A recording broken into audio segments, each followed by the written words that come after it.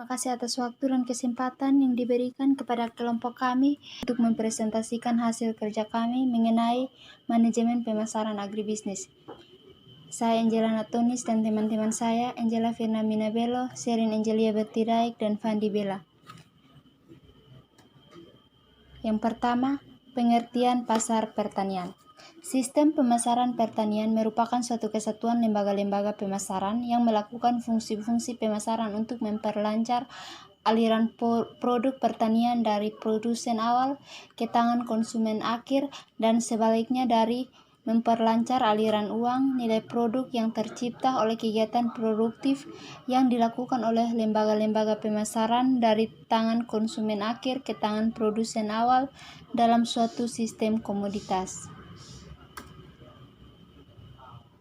Yang berikut, sistem pemasaran merupakan sistem yang kompleks. Sektor pertanian Indonesia merupakan suatu sistem yang kompleks karena melibatkan lebih dari 70% penduduk Indonesia sebagai produsen dan 100% penduduknya sebagai konsumen.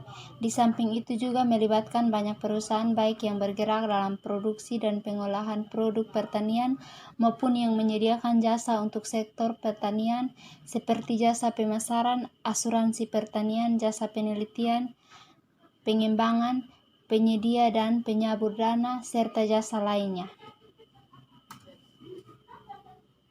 Pemasaran agribisnis. Pemasaran agribisnis mencakup segala kegiatan dan usaha yang berhubungan dengan perpindahan hak milik dan fisik dari barang-barang hasil pertanian dan kebutuhan usaha pertanian dari tangan produsen ke konsumen, termasuk di dalamnya kegiatan-kegiatan, serangkaian jasa tertentu yang menghasilkan perubahan bentuk, waktu, tempat, dan hak milik dari barang yang ditujukan untuk lebih mempermudah penyalurannya dan memberikan kepuasan yang lebih tinggi kepada konsumennya.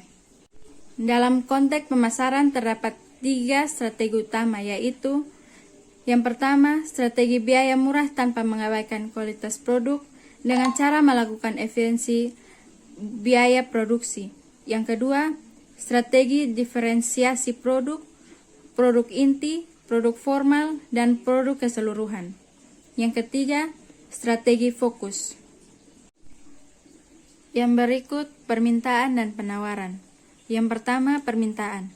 Permintaan adalah jumlah barang yang diminta oleh konsumen pada tingkat harga dan waktu tertentu yang dilambangkan dengan D atau demand.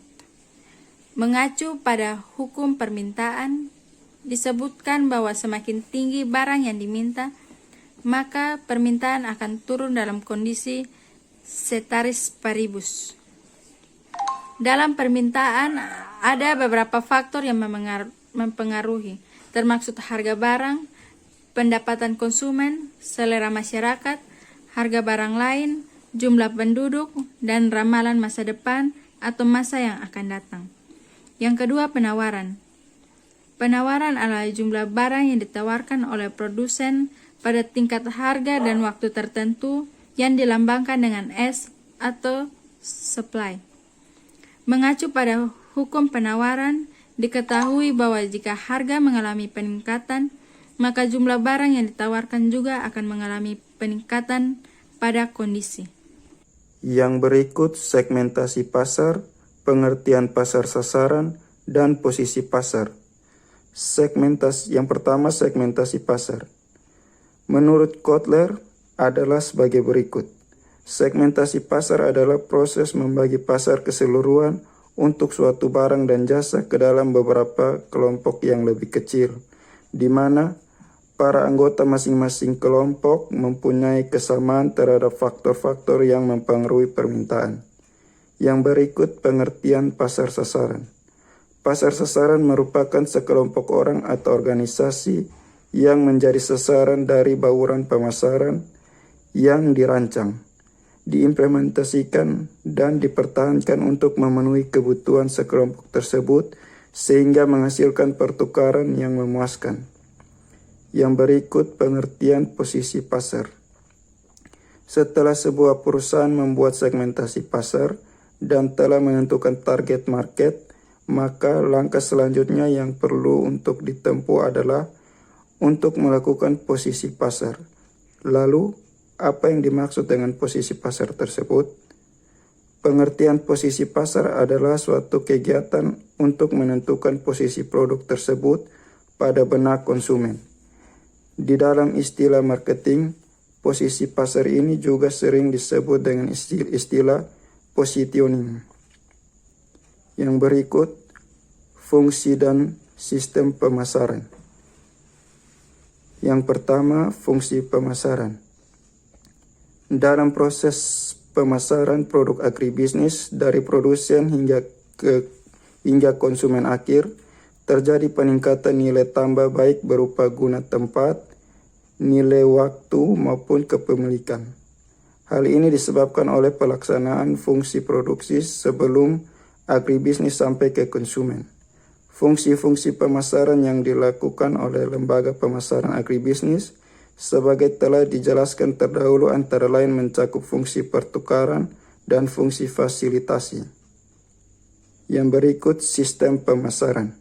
Sistem pemasaran merupakan suatu sistem yang kompleks karena melibatkan sebagian besar penduduk Indonesia. Banyaknya perusahaan yang terlibat dalam bidang pertanian dan agroindustri, mulai dari penyediaan saprodi, produksi, pengolahan sampai jasa pemasaran, asuransi, transportasi, konsultan penelitian, keuangan, dan seterusnya. Yang berikut mekanisme pasar, elastisitas harga, dan pembentukan harga. Mekanisme pasar. Pasar merupakan salah satu bagian penentu dan memegang peranan penting dalam mekanisme pasar.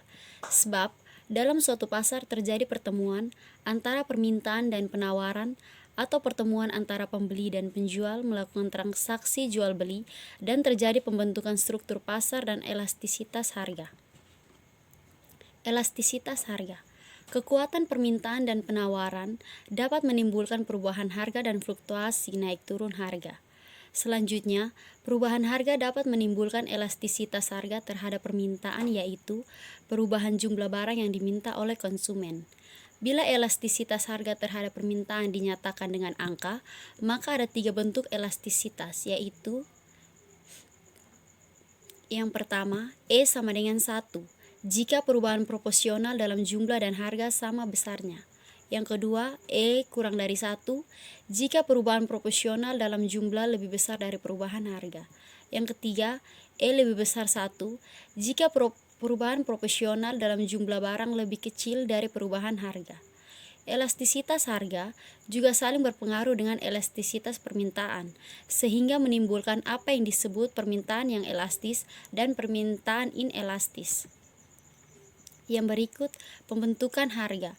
Dalam kegiatan pemasaran produk agribisnis, terdapat 3 subjek yang menentukan harga suatu produk di pasaran, yaitu yang pertama, produsen dengan dasar biaya produksi yang telah dikeluarkan sehingga produk berwujud dan siap dipasarkan.